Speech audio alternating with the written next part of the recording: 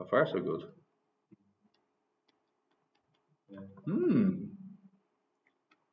Okay. A toy car consists of a series of components that connect to make a closed circuit.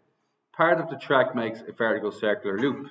To model the motion of a car on a track is velocity at the base of the loop, so just basically right here is root kr, where r is the radius of the loop, g is acceleration to gravity, and k is a constant.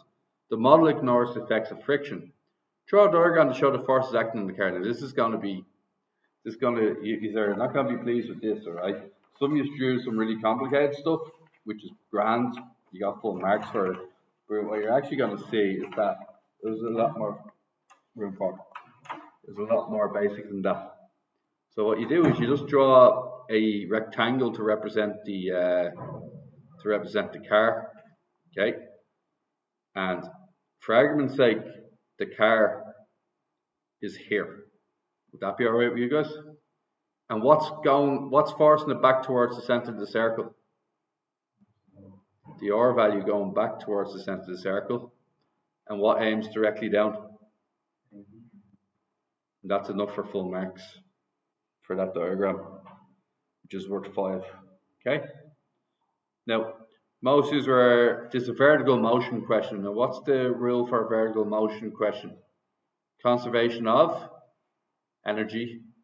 And the second thing is centripetal force, which is mv squared over r. Okay with that? Okay. So here's what we're going to do next. We're going to answer part 2. Alright, and to be fair, I wouldn't mind having part 2 directly underneath the diagram. Okay. So what does it mean by the car loses contact with the track? What does that mean about your R value? Your R value is going to be 0, okay? So your R value is 0. Okay, so we already know loses contact with the track, that's an R value of 0. And then it makes an angle theta with the upper vertical. Okay, so here we go. Let's go through our routine. Okay, let's go through conservation of momentum. mgh1 plus half mv squared. Potential energy before plus kinetic energy equals potential energy afterwards plus kinetic energy. Okay, we're going to call this height 0, aren't we? Is that alright with you guys? The bottom of the loop is height of 0. So what's your potential energy at the first point? At this blue point here, what's your potential energy? 0. What's your kinetic energy? Half m. Now we're going to square this, aren't we? What happens when you square root kgr? It's kgr, isn't it? Equals. Now, see this red dot here? How high is that in the air? Well, we know that this purple part is R, don't we? And what can you say that this little, need another color. What can you say this little green part is? Anybody know? Yeah, that's theta, isn't it? So it's R cos theta. And then when you add R to R cos theta together, it's mg R plus R cos theta. Its speed is velocity v, and you don't know its current speed, so it's just a half mv squared, isn't it? Now, we can tidy this up a bit. Let's get rid of the denominators. So what do you think? M kgr. We're going to multiply that by 2, aren't we? So 2 mgr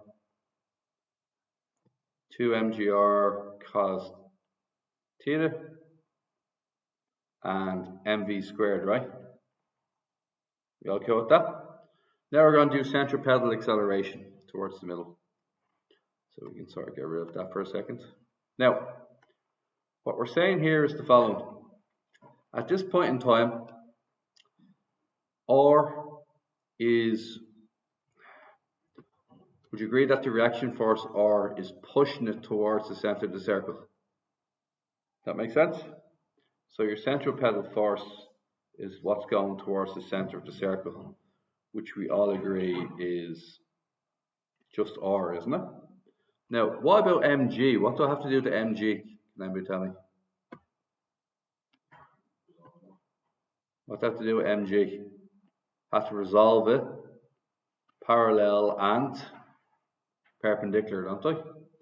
Can anybody tell me? I'm going to take a bigger picture.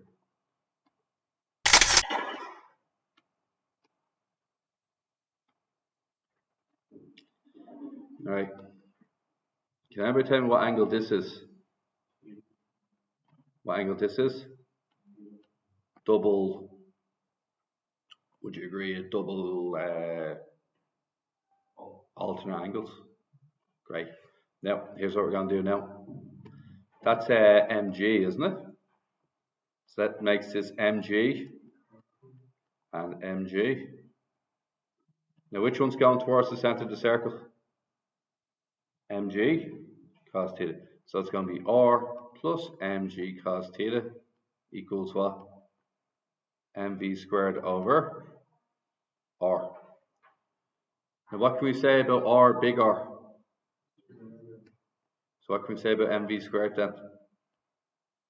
Just mgr cos theta, isn't it? Is that right with you guys? Then we go reset back. And what we can say is that this mv squared here is another mgr cos theta. And we'll add to the 2 mgr cos theta, turning it into a 3 mgr cos theta. Now I can cancel off both sides now. The GRs, the MGRs can cancel. And I'm left with a K equals 2 plus 3 cos theta. And then we're just going to redistribute and we're going to get cos theta equals K minus 2 all over 3. And we get that for full marks. Okay. We've successfully done that. Now what's saying next is, what's the next question? Calculate the minimum value of K such that the car can successfully complete the loop without losing contact with the track. So we have cos theta equals, what is it again? K minus 2 over 3. And cos theta is the angle with the upward. Is that right? It's the angle with the upward vertical, is it? And what's the most difficult part of the track? The top part. You still have to be in contact and it has to be working all right. So what can you say then? That this is actually cos 0 because there's no angle. When you close that angle, it's cos 0. And cos 0 is 1 equals K minus 2 over 3. Cross multiply 3 equals K minus 2. Multiply over 2, K equals 5. That's a cheap one.